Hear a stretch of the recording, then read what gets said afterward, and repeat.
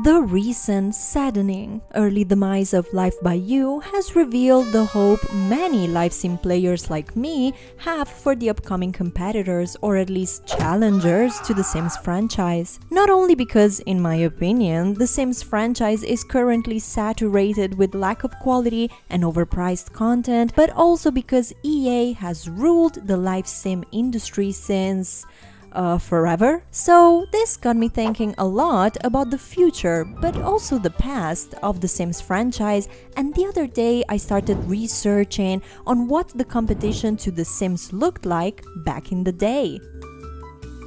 Hello lovely drama queens and welcome back to the Drama House. My name is Lady Drama and today we're going to take a deep dive into the world of video games from the past by paying special attention to the titles that tried fitting in the live sim genre, what they look like, how did they do in their lifetime, and why they didn't manage to dethrone EA. We'll focus specifically on the time period between 2003 and 2010, which corresponds to The Sims Golden Age with The Sims 2 and the very first versions of The Sims 3. I'll be honest, the research for this little deep dive might feel very nostalgic, especially if, like me, you remember these games or if you knew about them and thought you had forgotten. So buckle up, you oldies!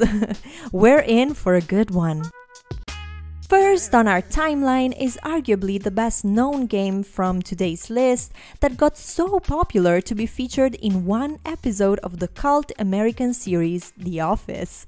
Second Life was released in 2003 and offered a virtual world where players could interact, create, and trade. Developed by Linden Lab, Second Life definitely had a different approach to live sim, as its open world was the opposite of the single-player The Sims, where players would not interact amongst each other through the internet. In fact, Second Life is more of a social platform with its open-ended nature and focus on user-generated content, which allowed it to gather a different type of audience than The Sims. 1 year prior to the release of Second Life, The Sims did try the online approach with the release of The Sims Online, a project that, despite the initial excitement, didn't get enough success to sustain itself. Second Life users, also called residents, create virtual representations of themselves called avatars and are able to interact with places, objects, and other avatars. They can explore the world known as the grid, meet other residents, socialize, participate in both individual and group activities, build, create, shop,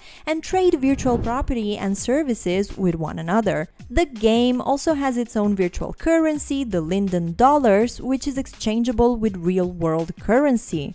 Due to its parasocial structure, romantic relationships are common in Second Life, including some couples who have married online. That's because relationships in virtual worlds seem to have an added dimension compared to other social media platforms, as avatars give a feeling of proximity, making the experience more intense than simply a textual encounter. Since 2003, Second Life saw a rapid growth for some years, and in 2013, it had approximately 1 million regular users. Growth eventually stabilized, and by the end of 2017, the active user count had declined to between 800,000 and 900,000. The game still exists with its dedicated fanbase, but during its 20+ years run, Second Life faced numerous controversies, including technical issues, performance problems, but also security concerns about data protection and fraud schemes, which seem to have scared away many potential players.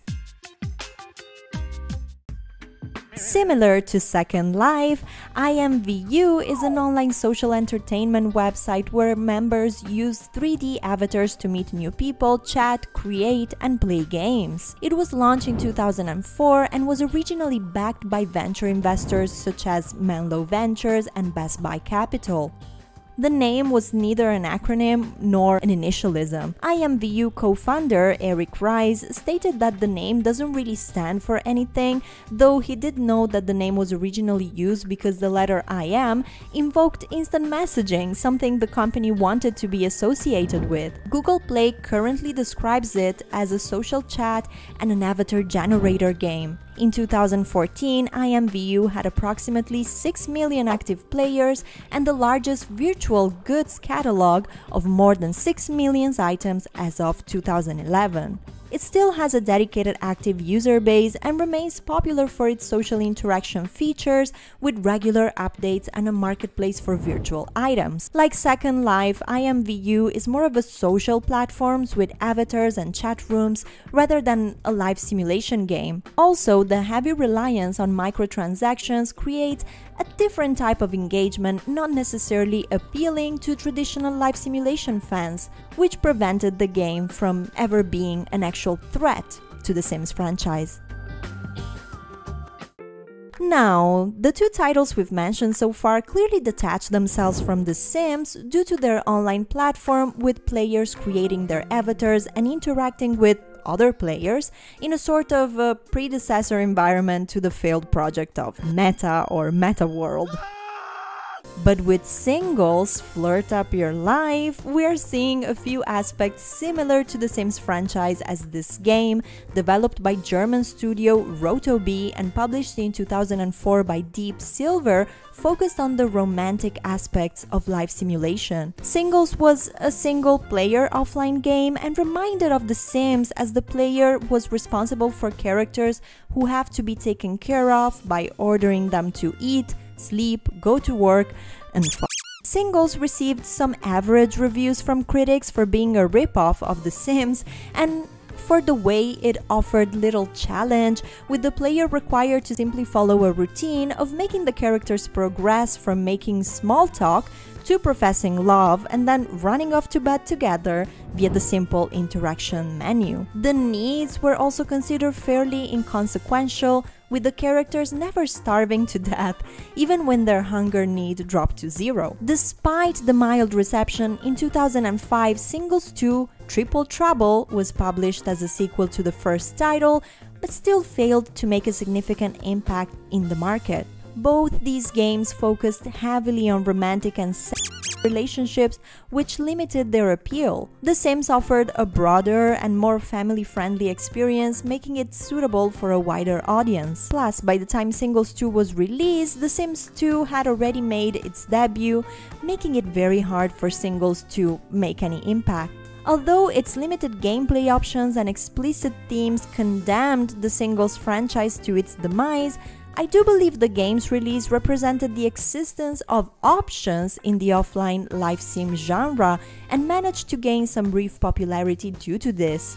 Also, A for effort, European developers. I'm happy we made it to this list.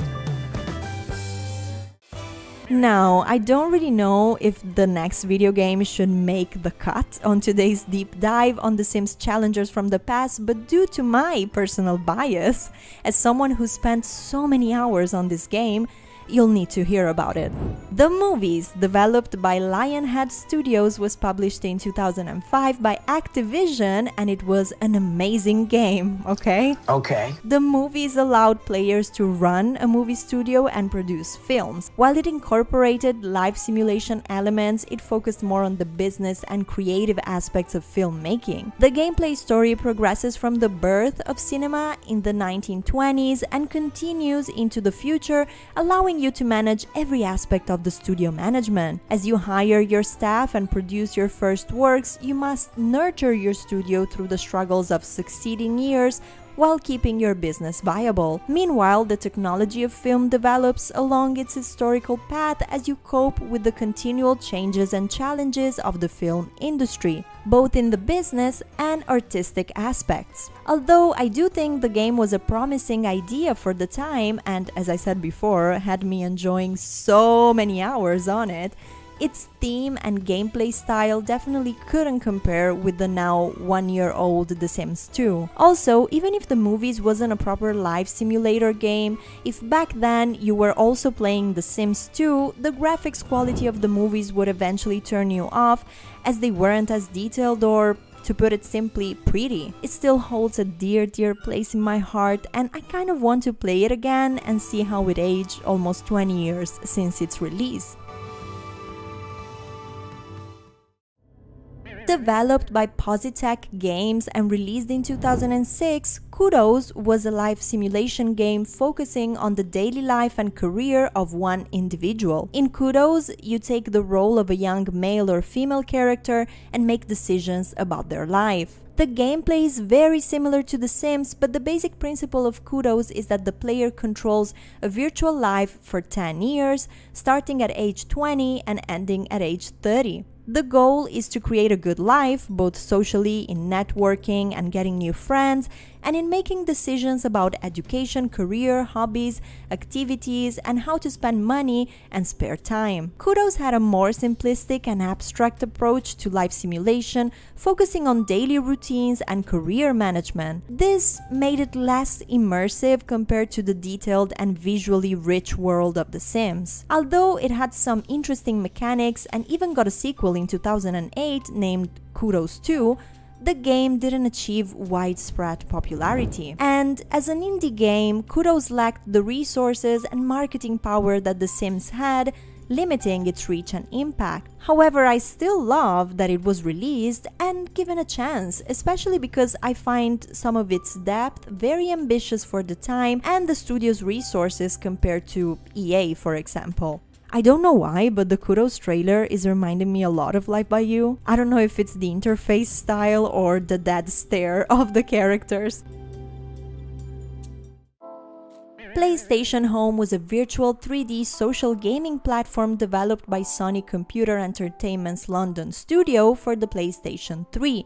On the PlayStation Network. Development of the service began in early 2005 and Home launched as an open beta on December 2008. Home allowed users to create a custom avatar which could be groomed realistically. Each avatar was given a personal apartment that users could decorate with free, bought, or won items. Users could travel throughout the Home world, which was frequently updated by Sony and its partners. Public spaces were made for display, entertainment, advertising, and networking. Home also featured many single and multiplayer mini-games and hosted a variety of special events, some of which provided prizes to the users. Players could use items won to further customize their avatar or apartments. Users could communicate in a variety of ways in Home. Along with the existing messaging system, players were able to write text messages to each other using either a physical or on-screen keyboard.